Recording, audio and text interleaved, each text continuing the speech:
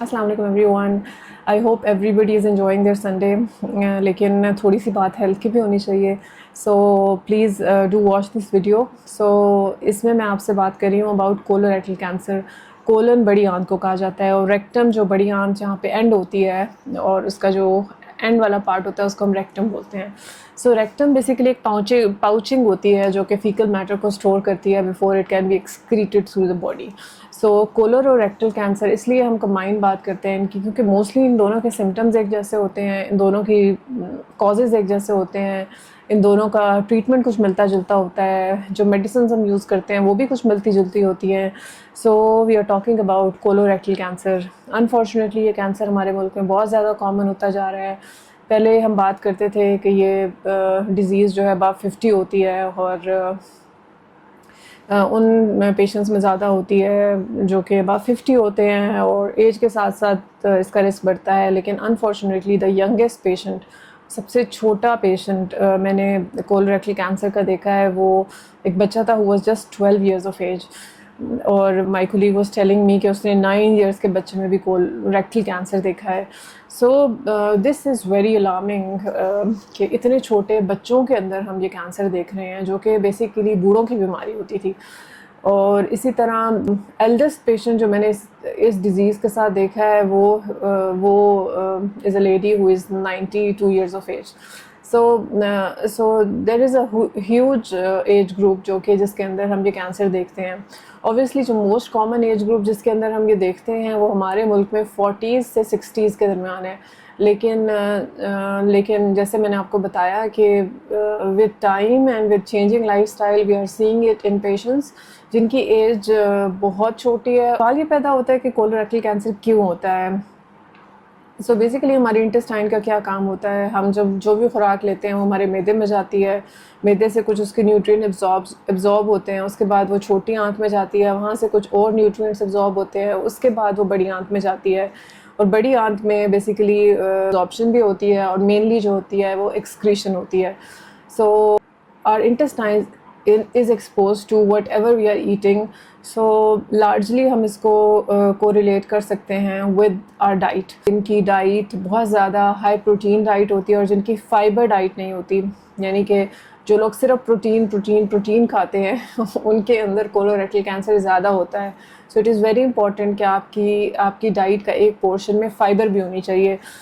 और इसके अलावा जैसे स्मोकिंग है, स्मोकिंग की वजह से भी कोलोरेक्टल कैंसर होता है, और अल्कोहल इंटेक से कोलोरेक्टल कैंसर होता है। ऐसे लोग जो ओवरवेट होते हैं उनमें कोलोरेक्टल कैंसर होता है। कोलोरेक्टल कैंसर जेनेटिक भी होता है, यानी कुछ फैमिलीज़ ऐसी हैं जिनके अंदर कोलोरेक्टल कैंसर होता है और उनके जीन्स में होता है, सो ट्रांसफ़र करता है पेरेंट्स से चिल्ड्रन में, चिल्ड्रन से उनके चिल्ड्रन में। So the families, it is very important कि द फैमिलीज़ शुड नो कि ये उनके फैमिली की डिज़ीज़ है, and this should be screened eight N earliest possible stage, so that हम उनकी लाइफ को सेव कर सकें। इसके अलावा कुछ और भी रिस्क फैक्टर्स हैं जिनमें ऐसे पेशेंट्स जो एक्टिव नहीं होते, चलते फिरते नहीं हैं, उनमें भी कोलोरेक्टल कैंसर ज़्यादा देखा गया है। सो देखिए, majority of the risk factors अगर आप जनरली देखें तो सारे कैंसर्स के ऑलमोस्ट एक जैसे हैं। अगर आप ओवरवेट हैं, अगर आपकी डाइट बैलेंस नहीं है, आप स्मोक कर रहे हैं, आप ड्रिंक कर रहे हैं, आप excessive use of a certain diet है, या फिर आप एक्टिव नहीं हैं, चल फिर नहीं रहे, तो ये सारे फैक्टर्स जो है वो इवेंचुअली कैंसर को लीड करते हैं। सो जो है इम्पॉर्टेंट चीज़ यही है कि आपको एक्टिव होना है, आपको अपनी फ़िज़िकल एक्टिविटी ज़्यादा करनी है, आपने अपनी डाइट को बैलेंस्ड करना है। Protein intake, yes it is important, लेकिन प्रोटीन ही नहीं होनी चाहिए, फ़ाइबर, फ्रूट्स, वेजिटेबल्स, ये सारी चीज़ आपकी डाइट में होगी तो एक बैलेंस डाइट बनेगी। मीट में भी रेड मीट या जो भी आप ले रहे हैं, मीट, चिकन, वो भी प्रोसेस्ड मीट ना हो, that should be healthy form of meat. So eventually the cause for all cancers जो है वो is related to our lifestyle। सवाल ये पैदा होता है कि आपको कैसे पता चलेगा कि आपको ये مسئلہ جو ہے وہ خدا نخواستہ کینسر ہو سکتا ہے. سو جنرلی جو ہم اپنے ملک میں دیکھتے ہیں وہ یہ دیکھتے ہیں کہ ایسے پیشنٹس جن کے پیٹ میں درد ہو یا ان کو بار بار لوز ٹولز ہو رہے ہوں, وہ کیا کرتے ہیں, وہ یا کانسٹیپیشن رہ رہی ہو تو وہ اپنے جی پی کے پاس جاتے ہیں یا لوکل ڈاکٹر یا فیملی فزیشین کے پاس جاتے ہیں. وہ ان کو کچھ اینٹی بایوٹکس وغیرہ دیتے ہیں یا کچھ پیٹ سے ریلیٹڈ میڈیسنز دیتے ہیں اور موسٹلی کے مسئلے ٹھیک ہو جاتے ہیں and they don't go to any one.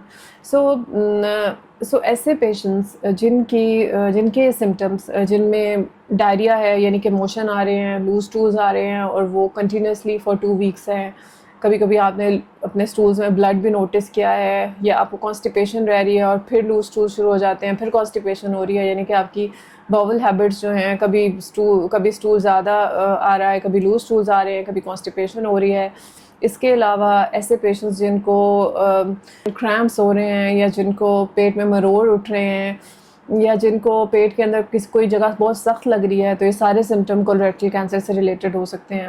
ایسے بھی پیشنٹس ہوتے ہیں جن کا کینسر اگر بہت ایڈوانس ہو جائے, فار ایگزامپل اگر بلیڈنگ ہے اور اگر لوز ٹولز ہیں اور اگر آپ کو کانسٹیپیشن ہے اور آپ نے کسی کو نہیں دکھایا, وہ بڑھتا جا رہا ہے پرابلم, تو eventually this cancer can also spread and it mostly spread in to liver and lungs, اور پیٹ کے اندر کچھ لمف نوڈز ہوتے ہیں ان میں بھی اسپریڈ کر سکتا ہے. اور لوکلی جب یہ ٹیومرز بڑھتے ہیں تو ارد گرد اگر آپ کا یورینری بلیڈر ہے تو اس کو انوالو کر لیں گے تو آپ کو یورین کے مسئلے شروع ہو جائیں گے.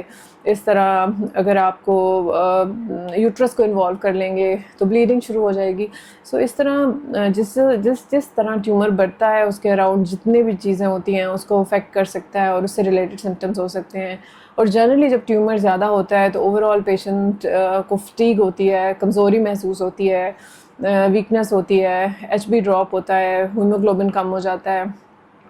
سو ایک بہت سمٹم کامن اس بیماری کا ہے جو کہ ہم بہت جلدی اگنور کر دیتے ہیں. فار ایگزامپل اگر کسی کے پیٹ میں ٹیومر ہے اور وہ اتنا چھوٹا ہے کہ وہ پیشنٹ کو کوئی سمٹم نہیں دے رہا, تو ایک سمٹم جو کہ وہ ایک چیز جو آپ کے بلڈ ٹیسٹ میں آ سکتی ہے وہ انیمیا ہے. یعنی کہ اگر آپ کے انٹسٹائن میں کوئی ٹیومر ہے اور اگر وہ بلیڈنگ کر رہا ہے اور اس میں سے بلیڈنگ ہو رہی ہے اور وہ بلیڈنگ ایسی ہے کہ وہ اتنی تھوڑی ہے کہ وہ آپ کو نظر نہیں آ رہی, لیکن آپ کا اگر وہ کنٹینیوسلی بلیڈنگ رہے گی تو آپ کا ہیموگلوبن لو ہو جائے گا. تو اگر آپ اپنا سی بی سی کا ٹیسٹ کرائیں گے تو آپ کا ایچ بی ٹھیک نہیں ہوگا. اٹ وڈ بی جو آئیڈیل ایچ بی 12 سے اوپر ہونا چاہیے, 12 سے اوپر نہیں ہوگا. So anyone who has got H B of less than 12, I really want them to see a doctor to find out کہ ان کا ایچ بی 12 سے کم کیوں ہے. سو ہم اس چیز کو بہت فریکوینٹلی اگنور کر دیتے ہیں. سو اگر آپ کی ڈائٹ بھی اچھی ہے, آپ اچھا کھا پی رہے ہیں, تو آپ کو پتہ ہونا چاہیے کہ آپ کا ہیموگلوبن کیوں کم ہے. So because the most hidden and notorious cause of iron deficiency anaemia is colon cancer. یعنی کہ آپ کا ٹیومر پیٹ کے اندر ہوتا ہے, وہ سلولی بلڈ ایکسکریٹ کر رہا ہوتا ہے اور بلڈ لاس ہو رہا ہوتا ہے, آپ کے باڈی کا آئرن یوٹیلائز ہو رہا ہوتا ہے to make more blood, and your H B is low, you feel fatigue, آپ ٹائرڈ محسوس کرتے ہیں, آپ کو تھکاوٹ رہتی ہے اور آپ جنرلی سمٹمس کو اتنی کوئی توجہ نہیں دیتے. سو آئی ووڈ ریکمینڈ اگر کوئی کبھی بھی چاہے کسی ایج گروپ میں بھی ہے وہ اپنے بلڈ ٹیسٹ کراتا ہے اور اس کا ہیموگلوبن 11 یا 12 سے نیچے ہے, تو دے مسٹ نو کہ why their haemoglobin is low and they must take measures to correct their haemoglobin levels. So this was these were the main symptoms جو کہ کولریکٹل کینسر کے ساتھ ہو سکتے ہیں. سو ایک اور چیز جو پیشنٹس کامنلی فیل کرتے ہیں وہ یہ ہے کہ اگر کسی کا کینسر بہت نیچے اینس کے پاس ہے, جہاں سے اسٹول پاس ہوتا ہے اس جگہ کے پاس ہے, تو وہاں پر بعضوں کا زخم بھی بن سکتے ہیں اور وہاں سے بلڈ بھی آ سکتا ہے.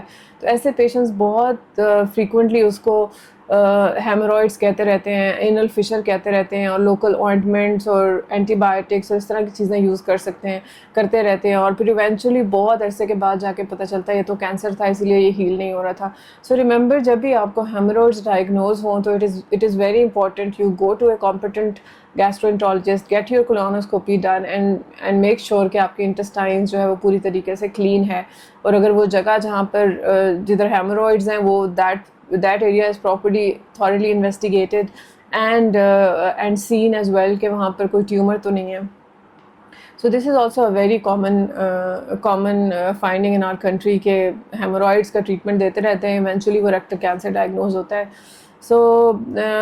سو ریممبر, اگر آپ کو پیٹ سے ریلیٹڈ کوئی بھی مسئلہ ہے اور آپ نے اس کو لوکل ڈاکٹر کو دکھایا ہے اور وہ ٹھیک نہیں ہو رہا فار ایٹ لیسٹ 2 weeks, یا آپ نے بلڈ ٹیسٹ کرائے ہیں, اس کے اندر آپ کا HB 12 یا 11 سے کم آیا ہے, تو you have to get it investigated. And so colorectal cancer is a very treatable disease, یعنی کہ کولوریکٹل کینسر کا بہت اچھا ٹریٹمنٹ موجود ہے اسٹیج 1, 2 and 3 میں. سو اگر ہم اس کو ٹائملی ڈائگنوز کریں گے ان 3 اسٹیجز کے اندر, تو ہمارے کیور ریٹس بہت اچھے ہیں. سو ہم بہت اچھے طریقے سے اس کو کیور کر سکتے ہیں. جو کیمو تھراپی چاہیے ہوتی ہے اسٹیج 1, 2, 3 میں, وہ بھی بہت مائلڈ سی کیمو تھراپی ہے, اس کے کوئی میجر سائڈ افیکٹس نہیں ہوتے. So it is very important کہ آپ جو ہے وہ اپنے سمٹمس کو بہت زیادہ اگنور نہ کریں. سمٹمس کو at a good time doctor کو دکھائیں, تاکہ آپ کو اگر ایسا کوئی پرابلم ہے وہ تو جلدی ڈائگنوز ہو اور پھر اس کا ٹریٹمنٹ بھی جلدی ہو. Thank you very much.